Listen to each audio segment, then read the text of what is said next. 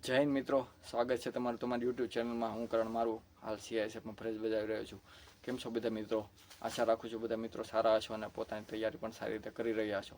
તો આજનો વિડીયો છે કે જે મિત્રો ટ્રેનિંગમાં હાલ જઈ રહ્યા છે અને જે મિત્રો સીઆઈએસએફમાં જોઈન થયા છે, જે મિત્રોને સીઆઈએસએફનો call letter, order, joining letter આવેલો છે, તો એ મિત્રો માટેનો આજનો વિડીયો છે કે તમારું જોઈનિંગ લેટરમાં જે ડોક્યુમેન્ટ કરવાના છે એ ડોક્યુમેન્ટનો સાઈડમાં ફોટો મૂકી દીધેલો છે. તો એ ડોક્યુમેન્ટ આવી રીતે તમારે, મારું જ છે આ, તો એ ડોક્યુમેન્ટ તમારે ભરીને લઈ જવા, જેથી કરીને તમારે હેરાન થવું નહીં. આ એક આગળનું પેજ છે, એમાં આવી રીતે તમારા જે ડોક્યુમેન્ટ છે એમાં ફોટાની સાઈઝ લખેલી છે. તો આવા ફોટા તમારે 2 કઢવી લેવા, જેથી કરીને તમારે એમાં ફોટો ચોંટાડવા માટે કામ આવશે. બાકી જે વિગત મેં ભરેલી છે એમાં તમારે લગતી જે વિગતો તમારે જે હોય એ વિગતો ભરી લેવી. ને બાકી મેં એક મારું આધાર કાર્ડ અને જે પાન કાર્ડનો નંબર છે એ એક બ્લર કરેલો છે, તો એ એક તમારી રીતે ભરી લેવો.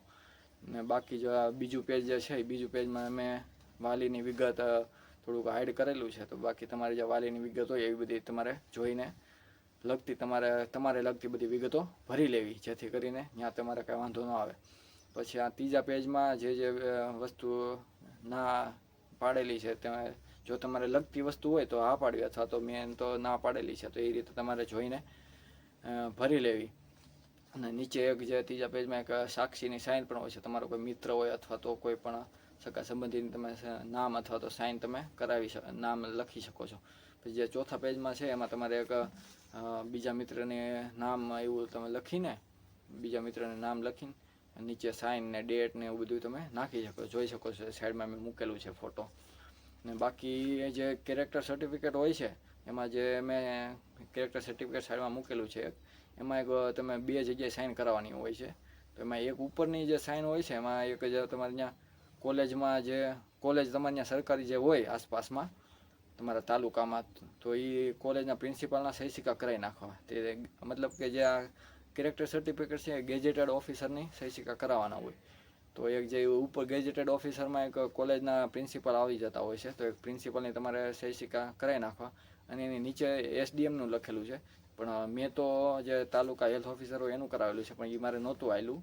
મારે પછી ઘરેથી પાછું એસડીએમનું પાછું મંગાવવું પડ્યું હતું. એટલા માટે તમે એનું જ કરાવજો, એસડીએમનું, નાયબ કલેક્ટરનું. તો એ તમારા મામલેદારમાં મળી જશે. તો તમારા નાયબ કલેક્ટરનો સહી સિક્કા કરાવવાના રહેશે. હું નહોતો કરાવી શક્યો, કેમ કે હું ગયો હતો પણ મારું કરાવવા, પણ એ કાંઈક ચૂંટણી હોવાને લીધે નાયબ કલેક્ટર હાજર હતા નહીં, એસડીએમ. તો એની પછી મેં જે તાલુકા હેલ્થ ઓફિસરનું કરાવી નાખ્યું હતું. પણ જ્યારે હું ત્યાં ટ્રેનિંગ સેન્ટરમાં ગયો હતો ત્યારે મને કહેવામાં આવ્યું હતું તમે ઘરેથી તે ડોક્યુમેન્ટ મંગાવી લો, ત્યાં એસડીએમનું સહી સિક્કા આવેલું. પછી ઘરેથી પાછું મેં પોસ્ટમાં મંગાવેલું હતું. બાકી જો તમારે કાંઈ પછી ડોક્યુમેન્ટ ઘટશે અથવા તો કાંઈ વસ્તુ તમારે ઘટતી હોય છે, તો તમે પોસ્ટ દ્વારા તમારી એડ્રેસ ઉપર મંગાવી શકો છો તે ડોક્યુમેન્ટ. બાકી જે તમારી વસ્તુ